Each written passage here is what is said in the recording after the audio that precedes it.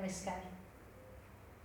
नगमा और शेर चैनल में मैं एक बार फिर से डॉक्टर चारुमित्रा रानडे आज बात करूंगी उसी गीत की, तेरी आंखों के सिवा दुनिया में रखा क्या है।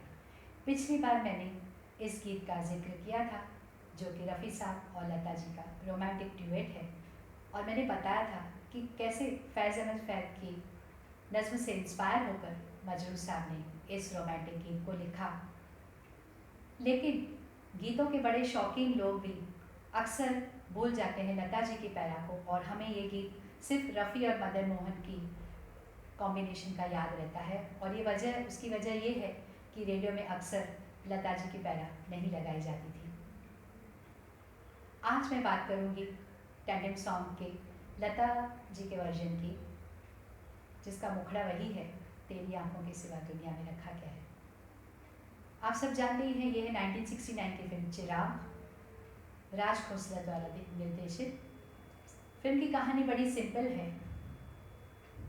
नायक नायिका में रोमांस होता है, शादी होती है, और शादी के 7 साल हो जाने पर भी उन्हें कोई बच्चा नहीं होता, यानी ख़ानदान को कोई चिराग नहीं दे पाती वो।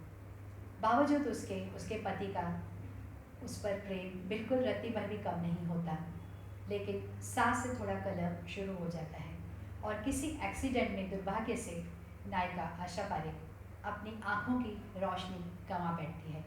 यानी आप सोचिए कि फिल्म का नाम चिराग इसलिए भी है कि ख़ानदान को कोई चिराग नहीं दे पाई, और इसलिए भी है कि उसके आंखों का चिराग जाता रहा। अब ये जो लता जी का गीत है, उसकी अगर फर्स्ट स्टैंजा आप गौर से सुनेंगे तो ये वही बोल हैं जो रफ़ी के ड्यूएट में थे, यानी कि ये हो कहीं इनका साया मेरे दिल से जाता नहीं, इनके सिवा अब तो कुछ भी नज़र मुझको आता नहीं, ये उठें सुबह चले, ये झुके शाम ढले, मेरा जीना मेरा मरना इन्हीं पलकों के तले। अब ये इसलिए है कि जब उदासी भरे माहौल में अपने पति के साथ बैठकर आशा पारेख अपने पति सुनील दत्त के सामने बैठकर जब ये गीत गा रही है उदासी में, तो उसे वो पुराना मंजर याद आ जाता है, वो रोमांटिक दौर याद आ जाता है।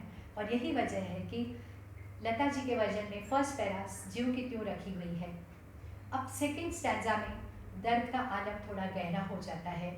इसे मदन मोहन साहब ने वॉयलेंस का इस्तेमाल थोड़ा अलग ढंग से किया, आप गौर से सुनिएगा। और लता जी का दर्द में डूबा हुआ गायन, उफ मैं क्या कहूँ। अब वो कहती हैं, ठोकर जहाँ मैंने खाई इन्होंने संभाला मुझे, ये हम सफ़र है तो काफ़ी है इनका सहारा मुझे, ये उठे सुबह चले।